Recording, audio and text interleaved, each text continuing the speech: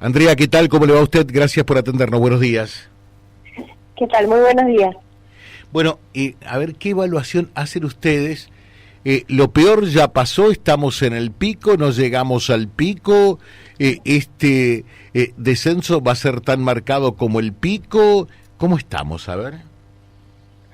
Bueno, en este momento todavía me parece que es difícil saber en qué momento estamos de este crecimiento importante y tan abrupto de casos, vinculado sobre todo con el predominio de esta variante Omicron.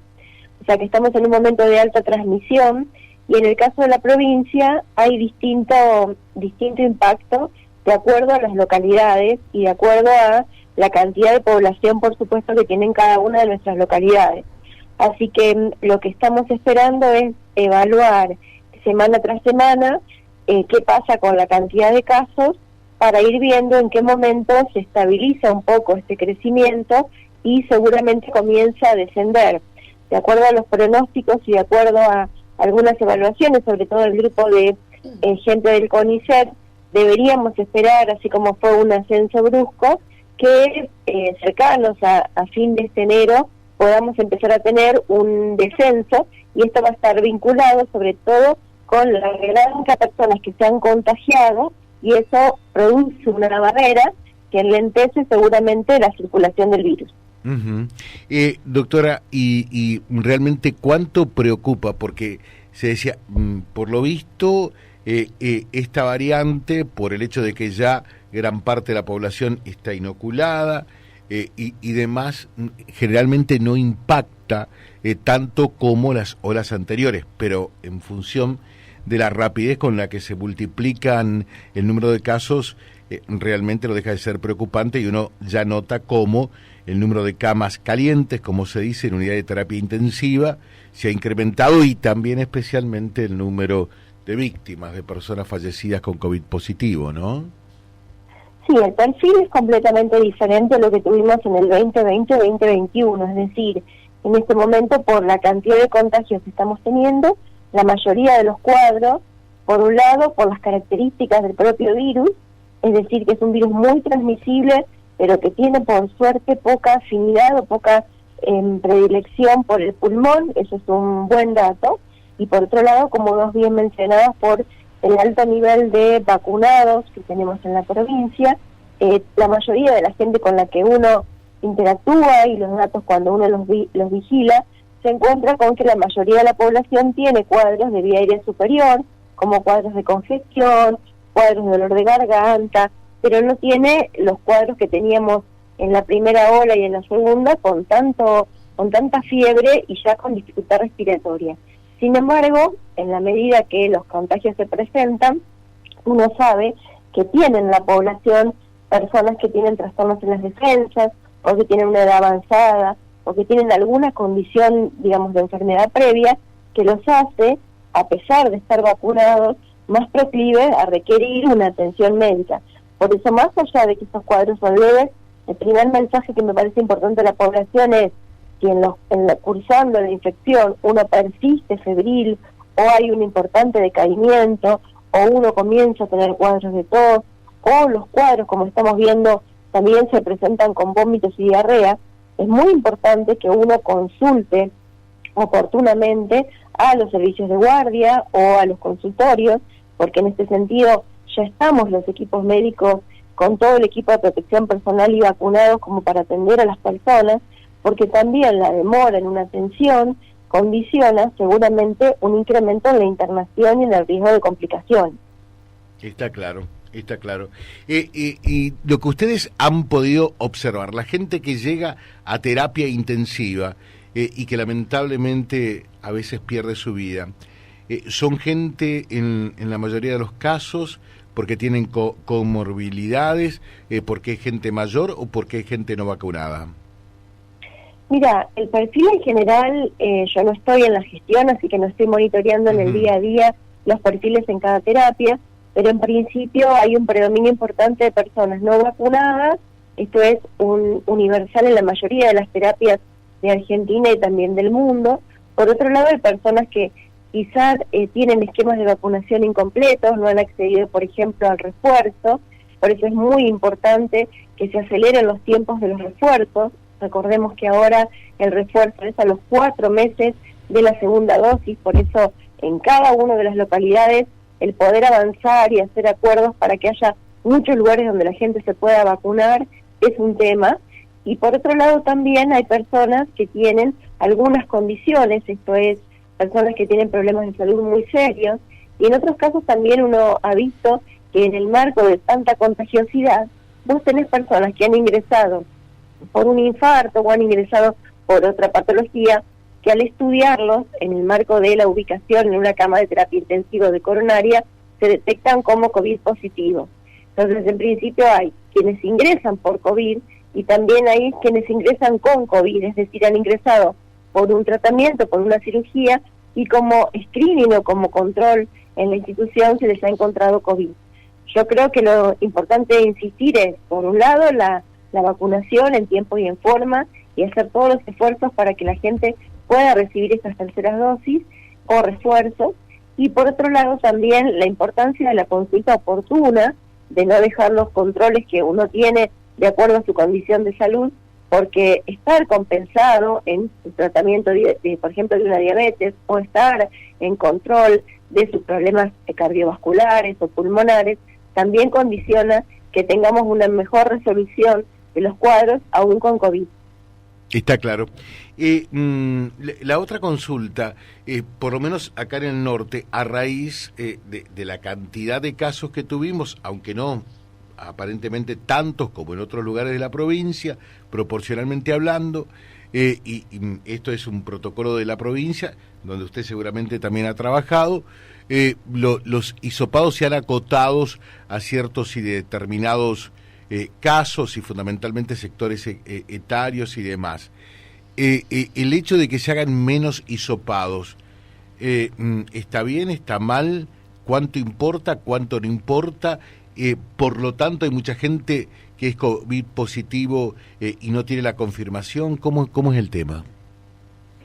Bueno, como estamos en una etapa diferente a la pandemia, en donde la mayoría de las personas en este contexto de tanta circulación se van a contagiar, aunque hayan tenido la infección previamente o aunque estén vacunados, y esto está vinculado con este cambio que tuvo esta variante, que tiene la capacidad de evadir o de burlar al sistema de defensa. Por lo tanto, hay personas que, y seguramente vos conocés, que ya han tenido la infección previamente y que nuevamente se vuelven a infectar. Entonces es tal la contagiosidad que uno ya empieza a pensar que está en una etapa de la pandemia en donde no importa tanto la cantidad de casos que tenga, porque sin duda los casos que vemos y los casos que se reportan a nivel nacional y a nivel provincial y local están vinculados con el pedacito de los casos que vos realmente estudiás.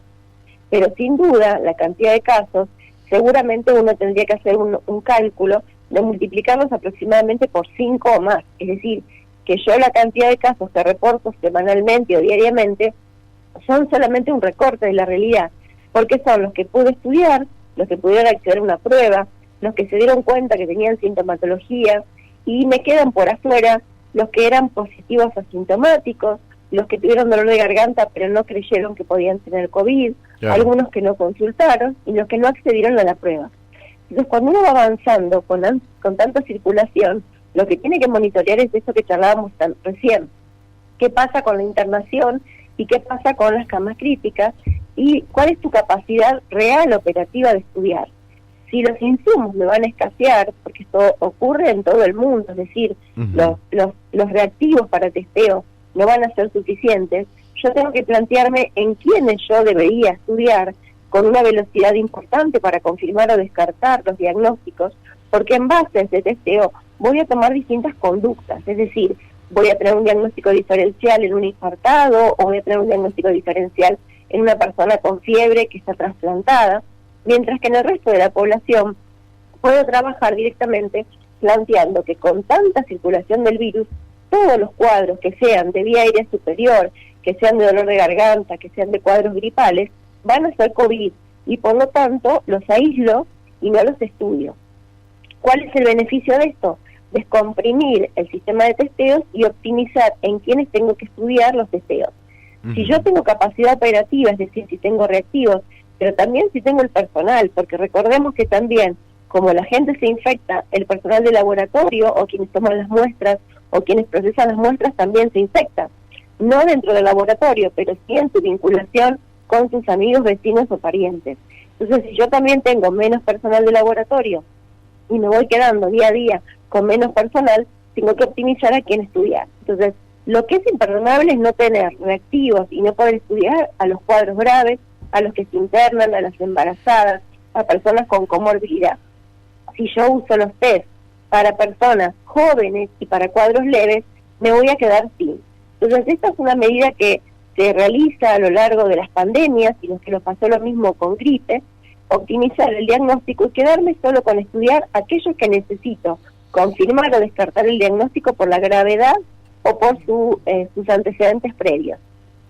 Es verdad que yo voy a perder en este estudio casos, pero tengo que pensar que lo que me interesa saber es que aquellos que ingresen a la institución o que tengan algún cuadro grave, sí yo pueda saber si son positivos o no, qué perfil tienen, qué enfermedad tienen y si estaban o no estaban vacunados, para ir poder siguiendo el monitoreo de lo que ocurre con la pandemia.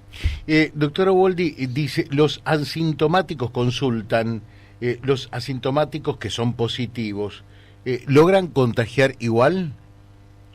Sí, con este nivel de contagios, como ocurrió en la segunda ola, toman peso personas que están seguramente alrededor nuestro, que no saben y que no nos vamos a dar cuenta si solamente lo podríamos detectar si los testeáramos, que son asintomáticos positivos y que permiten o determinan que en la gran circulación del virus uno pueda encontrarse con estas personas y no darse cuenta ellos mismos y nosotros de que están infectados y contagiar. Por eso el cambio en la recomendación de los contactos estrechos está vinculado con esto. Yo aislaba un contacto estrecho que estuvo con un positivo.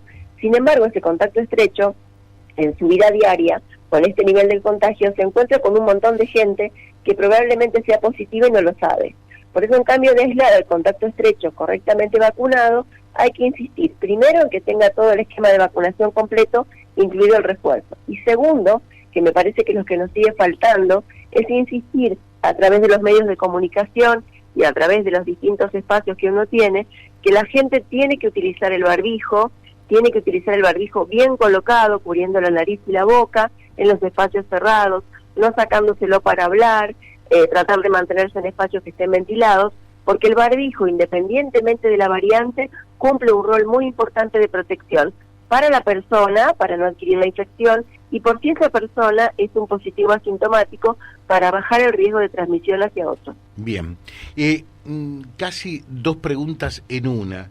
Sí. Estamos, de acuerdo a lo que ustedes advierten, en presencia que muchos dicen antes que después que antes, algunos hablan, toda la población se va a contagiar de COVID, otros dicen la mitad de la población.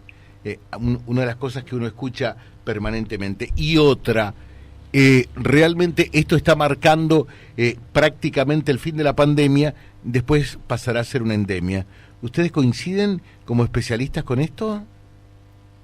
Bueno, con respecto a cuánta gente se tiene que contagiar, se debería contagiar para frenar la transmisión, esto es modelos matemáticos. Algunos plantean que uno debería tener un 30% de su población contagiada para poder estar frenando la transmisión del virus, y ahí quiero ser clara en que ese 30% no es lo que vemos en los datos. Vuelvo a marcarte que los datos marcan solo los que accedieron a un testeo. Uh-huh. Por lo tanto, sin duda, va a ser mucha más la gente que se contagió, pero que no va a estar reportada. Cuando fue la gripe H1N1, nosotros hicimos un estudio luego de que pasó el cuadro, digamos, de mayor contagiosidad, de hacer una encuesta domiciliaria, donde le preguntábamos a la gente si en la familia había habido algún integrante que había tenido cuadro gripal. Y encontramos por la encuesta que mucha más gente que la que teníamos reportada en la cantidad de casos había tenido cuadro gripal en el último tiempo. Por lo tanto, esto es una encuesta de cero prevalencia, o de saber cuántos realmente habían estado contagiados. Incluso se puede hacer una encuesta a través de anticuerpos y demás, y uno encuentra siempre que mucha más gente se contagió que la que realmente consultó o se estudió.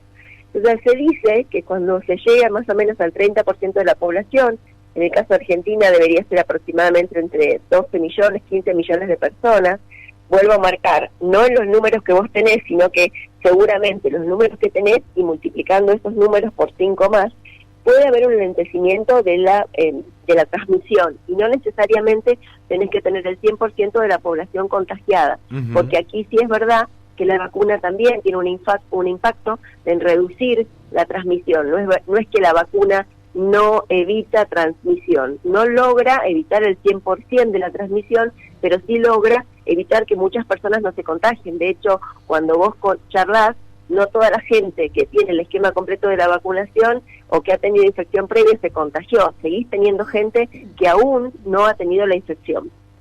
Y por otro lado, impresiona, pero todavía me parece que es muy precoz, la pandemia no terminó, pero sí impresiona que estamos en otro momento diferente, en donde la vida diaria, la actividad productiva, las actividades sociales se pueden seguir manteniendo. Yo creo que sí es importante que sigamos insistiendo, como yo mencionaba, en la importancia del autocuidado y la importancia de la autoexclusión cuando tengo síntomas, porque esto tiene que ser una madurez y un crecimiento de la sociedad y de los ciudadanos para que yo misma no vaya a trabajar si tengo síntomas, pero que también yo misma recuerde la importancia de los protocolos y de utilizar el barbijo durante todo este transcurrir, aunque los cuadros sean leves. Doctora Andrea Uboldi, como siempre, un gusto y muy clara, ¿no? Muy clarita. Muy clara, ¿sí? Sí, sí. Así que si la volvemos a llamar, la responsabilidad no es nuestra, sino suya, por ser tan clara y concreta, ¿sabe? Gracias por estos minutos dispensados, ¿eh? No, muchísimas gracias a ustedes y vuelvo con este mensaje. Este virus cambió, pero creo que lo que cambió en nuestra situación actual es tener mucha población vacunada que ha adherido a la campaña. Es muy importante agilizar los refuerzos y los esquemas de vacunación, buscar a la gente que aún no accedió a las vacunas y para eso todo lo que podamos hacer para facilitar la vacunación y descomprimir al sistema de salud ayuda. Y por otro lado, es responsabilidad de cada uno de nosotros el autocuidado. El barbijo sigue siendo una estrategia fundamental, adecuadamente colocado, sin retirarlo, lavarlo si es recuperable o cambiarlo frecuentemente, hace la diferencia a poder contagiarnos o no. Muchas gracias, muy atenta. Gracias a ustedes. La doctora Andrea Uboldi, realmente todos los minutos que nos brindó, pero creo que es muy importante ante algo que es absolutamente nuevo y que permanentemente va mutando, bueno, poder tener este tipo de opiniones tan jerarquizadas, porque trabajan realmente y van viendo la evolución, en este caso, del virus del COVID. Vía Libre, el gran encuentro que reúne a la máxima audiencia comprobada.